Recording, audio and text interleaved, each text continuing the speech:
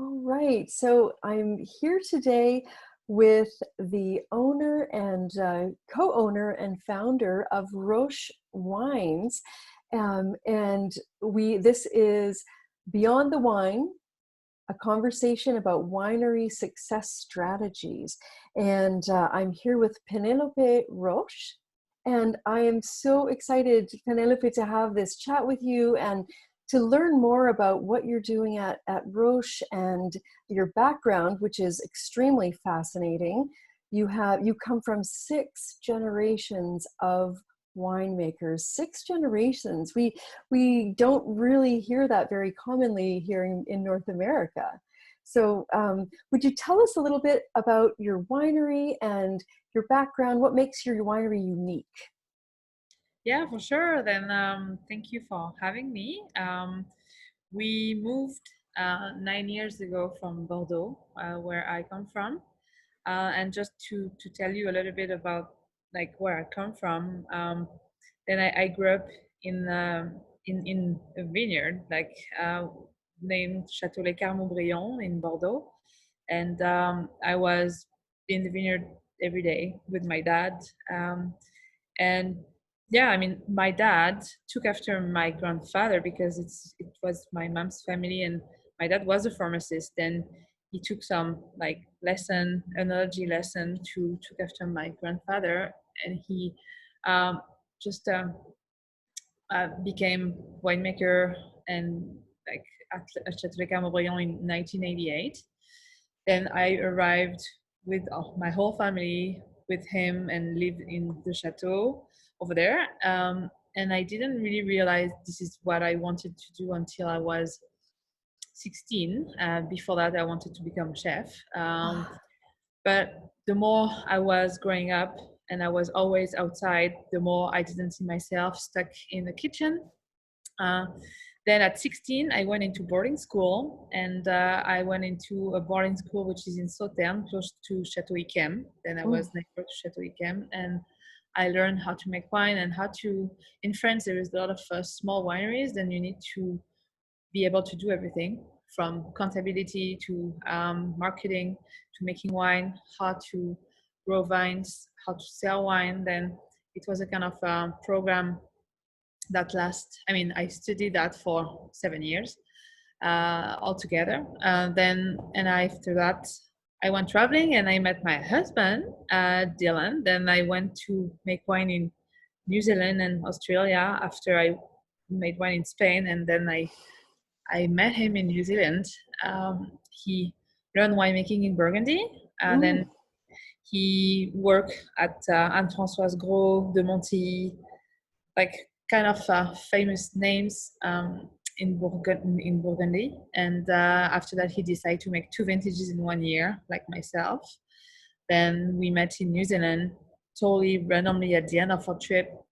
And he was planning on coming back to Burgundy, but I convinced him to come back to Bordeaux on the dark side because he was saying to me, you know, Bordeaux, this is a place where winemaker make wine with a tie on and like so well dressed. And it was so funny to see the archetype, you know, he had in mind about Bordeaux. As a Canadian. And as a Canadian, that's Yeah. right, who lived 6 years in Burgundy, then even harder to convince him. But he came with me, and we stayed. Love is powerful. Yeah, definitely. Yes. Exactly, like love can move mountain. And yeah, then after that he came with me. I took after my dad. I ran the business for 6 years. And the beauty was that I was in charge of doing everything because it was 13 acres. And I travel the world to sell the wine, which was even more amazing. And yeah, we sold the property because of family, like too many family, too many generation, in fact. And we sold it, which was really not an easy thing. But the good thing is we moved to Penticton in 2011. 2011 then. So, okay. And what are some of the biggest differences that you've noticed? You've lived in some of the most amazing wine regions of the entire world. Penelope, what distinguishes British Columbia for you? What are the big differences that you notice here? The funny thing is, the first time we came here without knowing we will move here was in 2006, 2006, and because Dylan's family, my husband, they have a cabin in Vernon, close to Lake Country, on the lake, which is a really really old cabin. But then he brought me there in '06, and it was in February. It was -20. Then me coming from Bordeaux, where it's not this cold, never, and then there's super thick ice on the lake, freezing cold, and he showed me this place who I needed to picture in the summer, right? Then, but this was my first encounter with the Okanagan, but I already could feel something so beautiful. So I didn't know if I was in Italy or Switzerland, but yeah, definitely I could never imagine that was existing in Canada. Like I had no idea then. And when we arrived here to leave, I mean, we didn't really, we knew this place, but we never lived here. Then everything was so different, but everything was so welcoming at the same time, right? And I think when you want to meet people, when you want to succeed, when you have a dream in mind, which was creating our own winery, and we arrived with that in mind, that was for sure. We had a goal, then we set our goals. We needed to find a vineyard, we needed to find a place to build a winery. Then everything took a long time, but you need to set goals, but not being like super attached to them, like open-minded, right? And Mm-hmm. I think we met the right people. We just had a good star looking after us, but things are so possible here. The wine industry is quite new. Then people are coming from all over the world to make wine here because they see the potential. They see that it's an amazing place to grow grape. It's dry, then you have less disease to fight. The growing season is short, but it's intense. Then it's long enough to grow to ripen vines. And like I mean the 200 kilometers like valley shape make things possible. You can grow Riesling in Vernon and Cabernet Sauvignon in Los Ayos. Then yeah, for me it was like everything that I love from a lot of country met in the Okanagan kind That is amazing. of You're really describing it like just this amazing destination that has the best of so many other areas, wine growing areas. So you've really found your right place, it sounds like. I think so. Yeah. And what about the people that you meet that come to your winery? How do you find, are there any differences that you've noticed in the way that the people interact with wine, or the way that the role that wine plays in the culture of Canadians that come to visit your winery? Definitely. I mean, in France, wine is in the culture for so long. It's almost like drinking water. It's on every table. Everybody drink wine. Yeah, like I mean, when you have 12, your parents just ask you if you want to taste wine, and Mm-hmm. we do the same with our kids. And that's the main difference. I mean, people, when we moved here, there's a lot of people who doesn't drink wine every day still, right? But like they love that so much. They're so curious about it, to learn, to and I mean, every Canadian come from another country, right? Then, Yes. and this is what's amazing with this country. It's like it's made by other countries and by other culture, then when in a normal day in the tasting room, we can meet, I don't know, like people coming from so many different origins and with so many different culture, then like it's this is really amazing. But um, what I really think is like people are really interested, and then they ask a lot of questions, and they begin to really understand and like wine. Like we moved 9 years ago, we opened the winery door 3 years ago, and but I mean we make wine here. Our first batch of wine was in 2012. Then we are facing people for uh, quite a long time now, like 8 years almost. And the change in 8 years is incredible. Like Oh, really? it's so crazy. Like 8 years ago, we could feel, I mean, a lot of people move from pop, like soda drinks, to wine. Then they love really sweet wines, right? They are looking into a really sweet rosé, or like a sweet like this is a part of the demographic. It's not everybody, but we always have people coming and asking about which one is the sweetest wine. That Oh, like 8 years ago it was like that, and coming from Europe, we don't make any wine with no, sugar in it. no. Then that was kind of a concern, you know. Like our main question was like, do we make wine for people's taste, or do we stick with what we want to make? Right, Right? yeah. And that was super difficult to decide, because of course people have totally different tastes than in Europe, and we decided to stick with what we want to make as winemakers.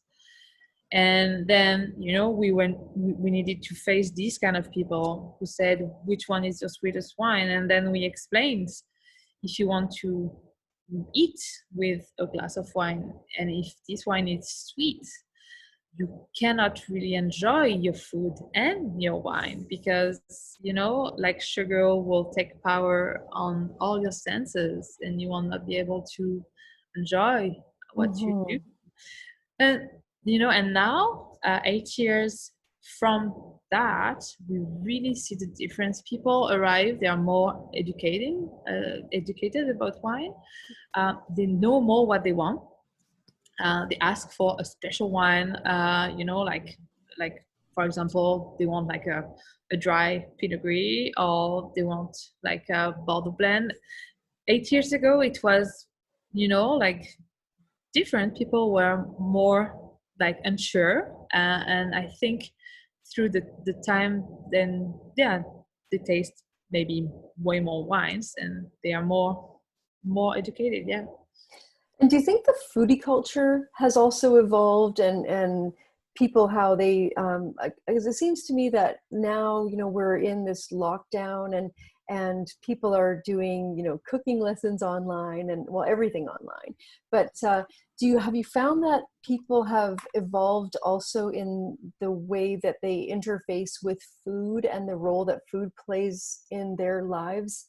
And you know, with also the evolution that people have had with the way that they've interacted with wine and become more educated around wine, would you say that those two have kind of gone together?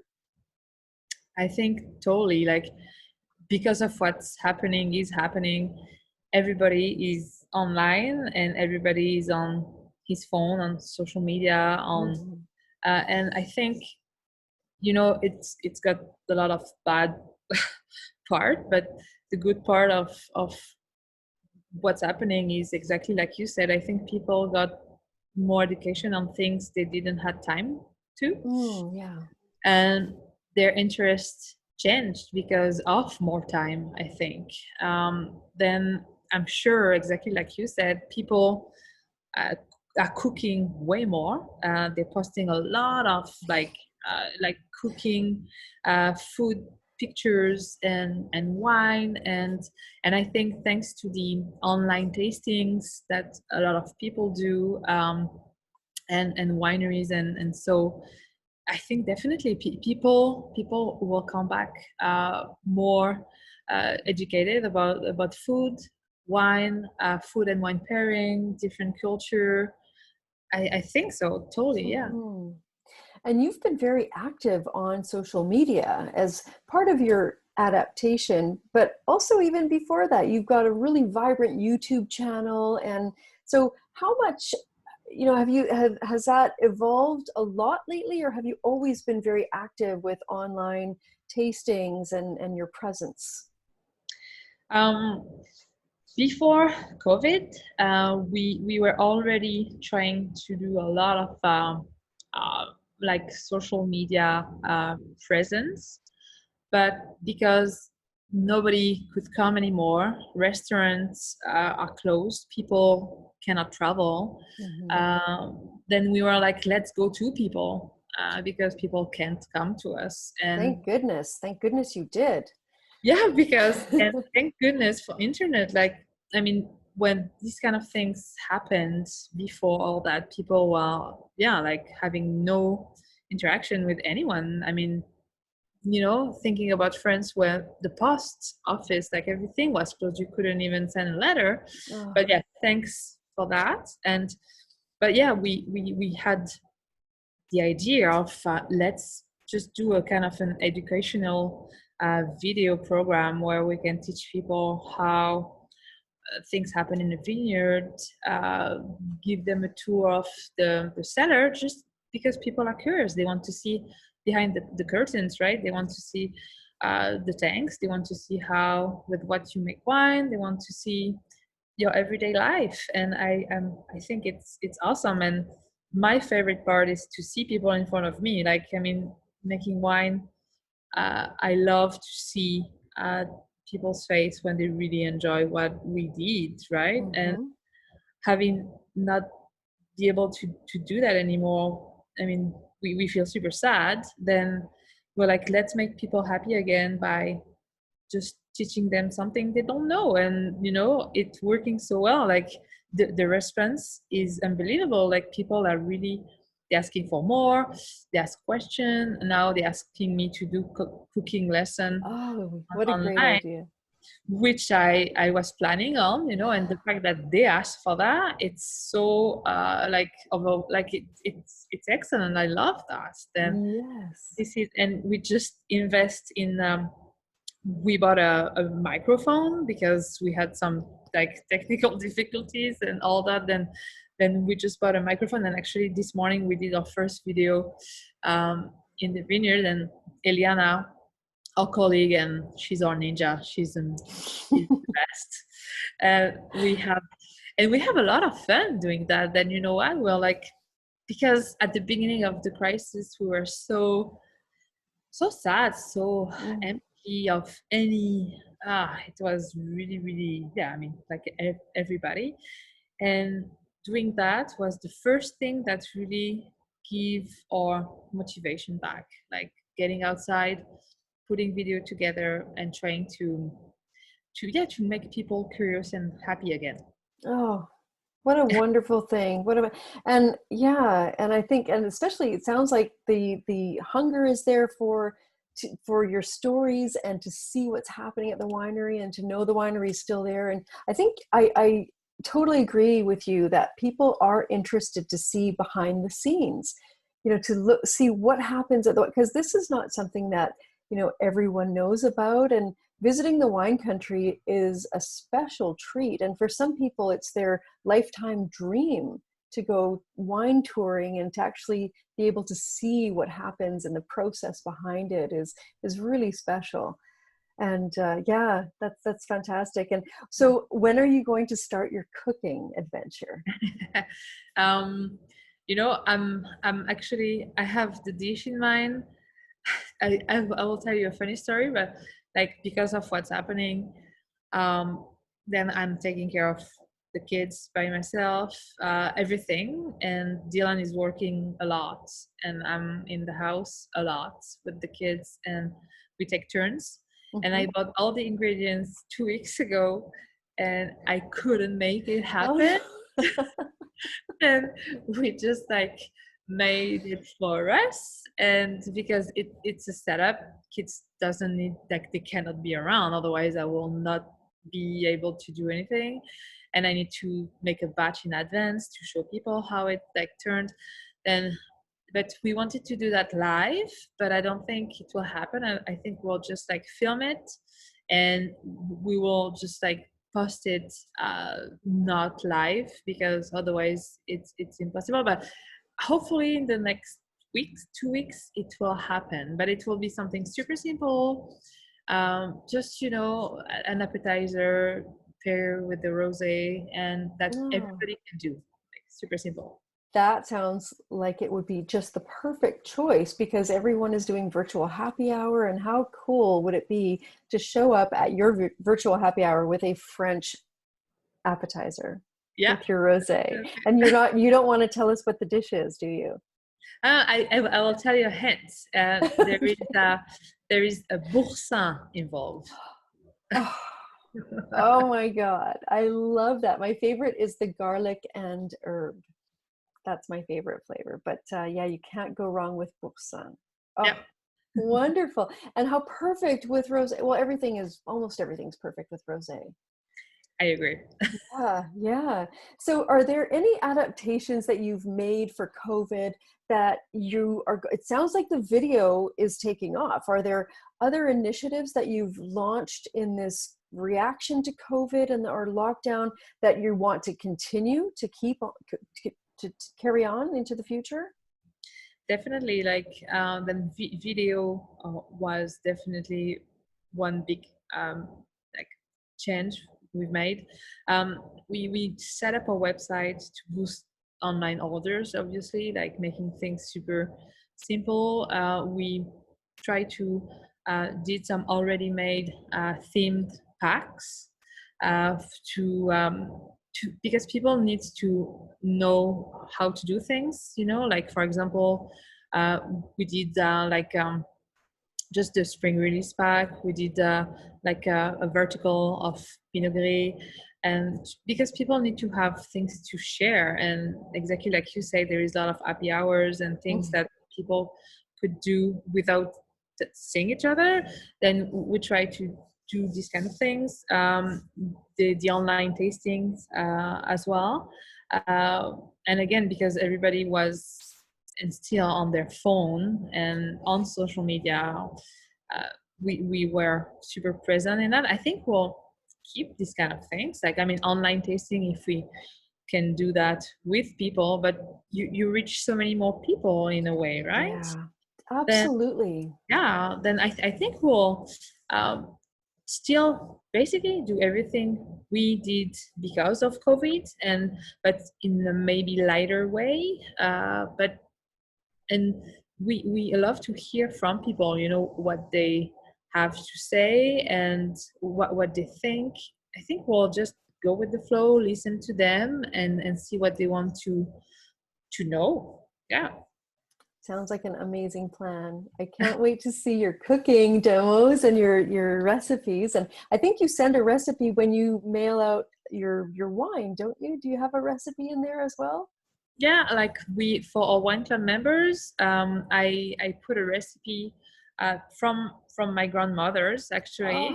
Oh, Then these are recipes that are in the family for forever, and we try to make it fun. The last one was visitandine cake. It's a cake that was invented by some sisters in a convent that used just egg white, because they were using the yolk to stabilize their paints, like the oh yeah, paints. yeah. Then they needed to do something with the white, and they invent this cake, which is actually amazing. And then I thought I shared this recipe because it was my family favorite. Then yeah, I try to share um, a lot of cooking recipe that I love. Cooking is my other passion, and yeah, definitely we try to send a recipe for every wine club member shipment, and people like post pictures, they send that to us. Oh, They're so excited. Like, people like are crazy about that, but I think it's again to deliver them some solution, right? Some like fun things to do with the recipe, the manual, and Mhm. they love to do that. And I think it's awesome. Well, and it's a precious, precious gift to share because, you can just go online and Google a cake recipe, but the cake recipe from your grandmother, from an antique tradition, I mean, that is a really rare, beautiful, generous gift. So I can imagine people would be excited to get that and send you pictures of it. And Definitely. you've given your wine club also a bit of exclusivity the way you've named it. Exactly. Like we try to make them feel special because there is so many wine clubs, right? Hmm. And we want them to feel like they're part of our family. And actually, we want to keep it super yes, like cozy and really family oriented. Then Hmm. we try to find, we do special batch of wine for them, and they have special treatment when they come to see us, and they have special recipe. Yeah.